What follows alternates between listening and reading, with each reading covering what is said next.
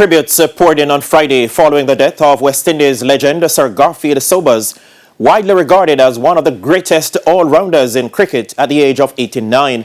Among those paying their respects were Prime Minister of Barbados, Mottley, and Cricket West Indies President Dr. Kishore Shallow. Jermaine Brown reports. Legendary former West Indies and Barbadian captain Sir Garfield Sobers died almost 2 weeks away from his 90th birthday on Friday in his homeland of Barbados. Sobers, who was one of only 2 living national heroes of Barbados alongside pop singer Rihanna, would have celebrated his 90th birthday on July 28. Sobers made his first-class debut for Barbados aged 16 and was capped by the West Indies at age 17.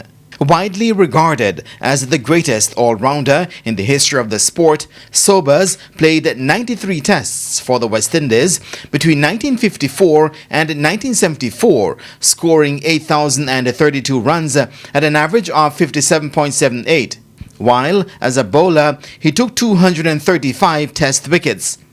His extraordinary international career included an unbeaten 365 against Pakistan in 1958, the highest individual test score, until it was surpassed in 1994 by fellow West Indian Brian Lara. And he famously became the first batsman to hit 6 sixes in a single over of first-class cricket in 1968. Prime Minister of Barbados, Mottley, made the announcement to the nation on Friday. It is with profound sadness that I now advise the people of Barbados, the region, and the wider cricketing world of the passing of the Right Excellent Sir Garfield St. Albans Sobers, our beloved Sir Gary. Across Barbados and across the world, we hold him with gratitude, with reverence, and with the tender sorrow that comes when a people have to say farewell to one of their greatest sons.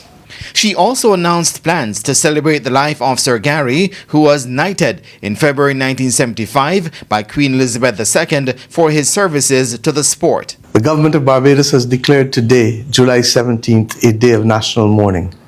There will also be a day of national mourning on the day of the interment of Sir Garfield Sobers. On these 2 days, there will be no official functions. The flag will be immediately flown at half-staff and will remain so until the interment of Sir Gary. Sobers played a solitary one-day international, making a duck. He was named in the West Indies squad for the first ever 50-over World Cup in 1975, but withdrew because of injury. Sobers was also named one of Wisden's 5 cricketers of the 20th century.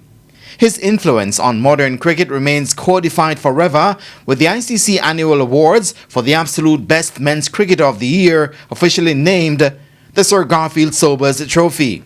Cricket West Indies President Dr. Kishore Shallow and Cricket West Indies CEO Jamaica's Chris Derring also paid tribute to Sobers. The Right Excellence Garfield Sobers was the greatest cricketer the world has ever seen.